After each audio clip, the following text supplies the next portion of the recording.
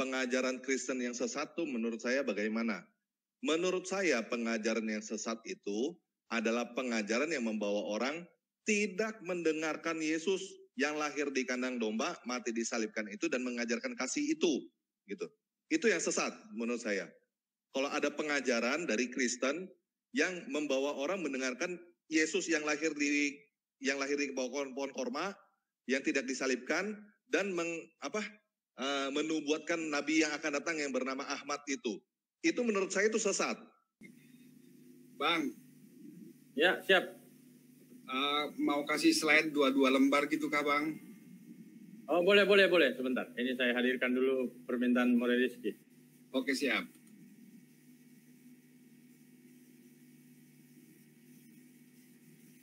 Jadi kuncinya kenapa Yusuf Manubulu melakukan penipuan kayak gitu? Ya di sini masalahnya Mas Aris. Filipi pasal 1 ayat 18. Monggo dicermatin ayatnya. Tetapi tidak mengapa. Sebab bagaimanapun juga Kristus diberitakan baik dengan maksud palsu maupun dengan jujur. Tentang hal ini, itu aku bersukacita dan aku akan tetap bersukacita. Haleluya, haleluya, haleluya. Sama nggak seperti yang dicerminkan oleh Yusuf Manubulu coba? Dengan ayat tersebut. Ya, sama. Sama banget. Jadi itu masalahnya di situ, seperti itu. Monggo Pak Habonara, silahkan nih Pak Habonara mau lempar share screen nih, menarik biasanya kalau Pak Habonara nih. Iya, silakan Pak Habonara. Tarada. Makasih Bang Jim. Oke. Mohon izin kepada teman-teman semua. Yang pertama salam dulu untuk teman-teman yang ada di live chat, Bang Jaiwanara sama Mbak Lis Mariati, itu yang saya lihat. Terus kemudian mohon izin saya share, ini masih terkait dengan nabi palsu tadi yang disampaikan itu. Nah, begini, jika Nabi Muhammad adalah nabi palsu, mengapa justru Islam yang setia pada hukum terutama yang diajarkan oleh Yesus? Ini ada di Markus 12, 28, 31, Markus 22, 37, sampai 40, lalu kemudian Lukas 10, ayat 25 sampai 37. Nah, komponen hukum yang terutama adalah Tuhan Allah kita, Tuhan itu Esa, lalu kemudian kasihilah Tuhan Allahmu, lalu kemudian kasihilah sesamamu gitu. Nah, pertanyaannya adalah umat manakah yang setia menerapkan hukum yang terutama ini? Kita lihat dari slide ini, ternyata Muslim kita, alhamdulillah, mari kita bangga gitu ya. Kitab sucinya adalah Bible, tapi justru kita yang menerapkannya. Yang pertama, Muslim menerima keesaan Allah tanpa syarat. Esa itu artinya satu, unik, tiada tara, tiada serupa, tanpa syarat. Lalu kemudian yang kedua, Muslim mengasihi Allah dengan berusaha mengikuti semua aturannya. Bungkus gitu Bang ya. Terus kemudian Muslim berusaha beramal saleh dan kasih sesama sebagai jalan keselamatan. Lalu bagaimana dengan Kristen?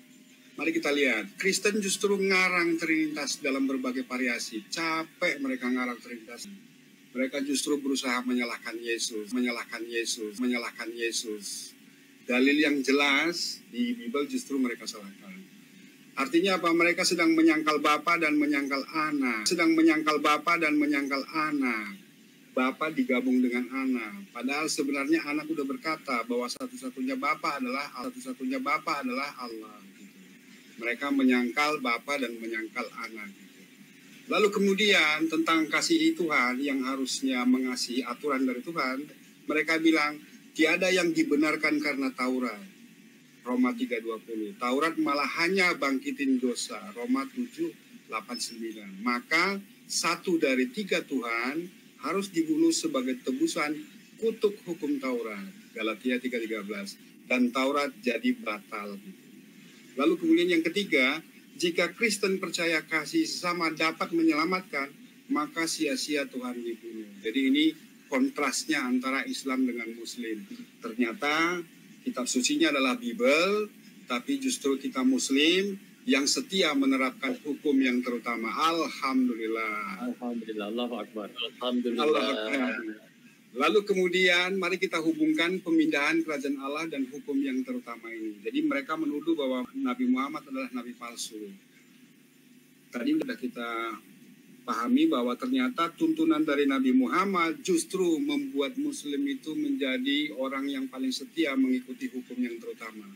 Nah, Nabi Muhammad adalah nabi dari Arabia, Paran, pembawa sinar Tuhan yang disebut di Yesaya 42 ayat 1 sampai 17. Karena kerajaan Allah akan dipindahkan, kata Yesus, agar bersinar di Paran, Ulangan 33 ayat 2, di tanah Arab, kata Paulus, agar hukum yang terutama dapat diterapkan dalam kehidupan dunia ini. Bukan Kristen, tapi Islam. Jadi mohon izin kepada Pak Kece, wahai Pak Kece, pelajari lagi Bible, jangan sibuk mutar-mutar ayat Quran, setialah pada Bibelmu, jangan kami Islam ini yang justru setia dengan kataan Yesus, yaitu hukum yang terutama. Saya kira demikian Bang Aristo, terima kasih. Sama-sama Bang Habonaran. Memang Bang Habonaran itu selalu ditunggu-tunggu karena penjelasannya sangat menarik begitu ya. Jadi gitu ya. Iya. Maaf, saya belum kenalan ini dengan Bang Habonaran ini, dia asalnya mana ya aslinya? Oh, ada Bang James di sini. Saya dari Batak, Bang. Saya dari Batak. Iya, saya umurnya udah tua. Ini kasih kesaksian boleh Bang sebentar Bang ya? Boleh. Justru ini. Biar seperti tempatnya Pak Yusuf Manabulu.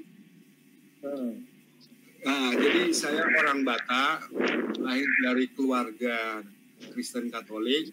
Bapak, mama, kakak, dan adik-adik semuanya masih Katolik, hanya saya sendiri yang Islam. Nah, saya berangkat dari Medan ke Jogja kuliah tahun 90. Pada saat hari Minggu, bersih-bersih kamar gitu, ada seorang kawan yang kemudian sambil cengengesan bilang, bro, nggak ke gereja gitu. Saya bilang, malas gitu. Terus kemudian dia bilang, kalian sih enak, Tuhannya 3, mati 1, masih ada 2 lagi. Tuhannya 3, mati 1, masih ada 2 lagi. Tuhannya 3, mati 1, masih ada 2 lagi. Gitu. Ini memang pernyataan sepele tapi membangunkan kesadaran gitu. Membangunkan kesadaran. Kok Tuhan kami jadi 3 gitu loh. Saya mulai belajar agama waktu itu, toko buku itu masih bisa kita buka buku tanpa harus beli. Sekarang kan harus beli karena diplastiki. Nah, saya belajarnya justru di toko buku. Lama saya cari Bible, nggak ketemu karena nggak ada dalilnya. Lalu kemudian saya berpikir, ini kan sengketa antar agama. Maka lebih baik saya belajar apa sih yang dituduhkan Islam supaya saya bisa mengerti, mencari jawabannya di Bible gitu. Nah, saya baca buku bahwa Kristen itu Tuhannya 3. Lalu kemudian teman-teman Muslim itu menunjukkan dalil-dalilnya. Waktu di baptisan ada 3 Tuhan hadir bersamaan. Pada saat di sorga, Tuhan itu bersebelahan. Kehendak Tuhan itu berbeda. Yesus punya kehendak sendiri. Bapa punya kehendak sendiri. Pada saat penyalipan minimal harus ada 2 Tuhan. Memang membangunkan kesadaran. Luar biasa. Lalu kebetulan saya nggak terlalu banyak untuk bertengkar gitu. Hanya berdebat sekitar 3 bulan. Pagi-pagi saya minta disolatkan. Saya minta disyahadatkan, lalu kemudian saya disuruh seperti ceritanya Bang Filipus kemarin, jadi saya disuruh mandi junub, lalu disyahadatkan, lalu kemudian sholat subuh. Lalu kemudian umur segitu, besoknya saya disuruh untuk sunat gitu, dan ini peristiwa mengerikan gitu. Peristiwa mengerikan karena saya kuliah semester 1 disuruh sunat. Saya masuk ke unit gawat darurat, daftar untuk sunat, para perawatnya ketawa ke TV gitu loh. Itu ada orang tua mau disunat. Wih, luar biasa gitu loh. Saya lirik mereka tersenyum-senyum, saya akhirnya mundur, pulang tanpa disunat. Sampai di rumah, dia tanya, udah sunat apa belum? Kok kamu jalannya kok kayak biasanya gitu. Saya bilang, belum gitu loh, karena malu gitu. Lalu kemudian dia bilang gini, gimana kalau aku sunatin aja? Saya kaget, kamu bisa sunat? Ya kan saya koas gitu loh. Saya disuruh membersihkan segala sesuatu, suruh pakai sarung saja, meja belajar itu jadi ruang meja operasi, pintu ditutup, lalu saya disuruh tiduran, lalu kemudian diajak cerita. Berapa menit kemudian dia bilang begini, sakit nggak rasanya? Saya bilang sakit, padahal udah selesai. Apanya yang sakit? Ini udah selesai kan gitu. Saya selesai, dan setelah selesai saya tidak kuliah 3 bulan karena apa? Karena saya udah tua. Jadi sembuhnya lama gitu loh. Karena kalau anak kecil berani berjemur ria. Kalau saya yang besar ini berjemur-jemur gitu kan berbahaya kan gitu. Maka 3 bulan, apalagi kalau pagi-pagi nih. Kita yang udah akil balik ini pagi-pagi itu biasanya ya penuh semangat. Biasanya karena pingin pipis juga dia tuh udah kering, pecah lagi, udah kering, pecah lagi, udah kering, pecah lagi. 3 bulan saya nggak kuliah. Dosennya kaget, Mas, kamu selama ini kok nggak pernah kuliah? Tahu-tahu kamu ada. Hati-hati loh nilaimu E gitu. Saya bilang nggak apa-apa, saya terima apapun yang terjadi gitu. Saya kira gitu Bang. Wah mantap nih kesaksiannya Bang Hapunaran nih. Nah ini saya jadi punya inspirasi ini bagaimana kalau para mu'alaf ini cerita waktu disunat nih bagus juga itu kayak Bang Ustadz Kuncir, Ustadz Filipos ya kan. Mantap tuh cerita soal sunat tuh. Mengerikan. Iya. Itu waktu Bang Hapunaran sunat tuh umur berapa Bang?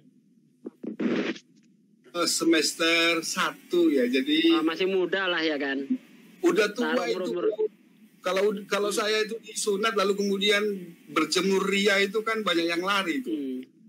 Kalau saya kemarin nganter siapa ya, bukan kemarin ya, sekitar 2010 lah itu nganter mu'alaf untuk sunat itu malah udah umur 57 tahun.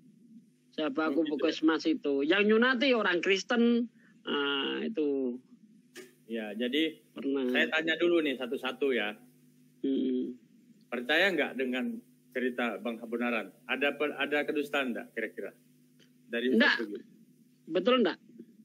Betul ya. Lagian kita bisa melihat dari ilmunya Bang Hapunaran ketika dia mengeluarkan ayat-ayat Bible itu ya memang berkualitas, nggak kayak Murtadin odong-odong itu.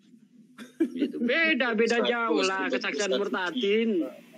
Alhamdulillah. Tidak bohong-bohongan ya, bukan odong-odong ya. Enggak.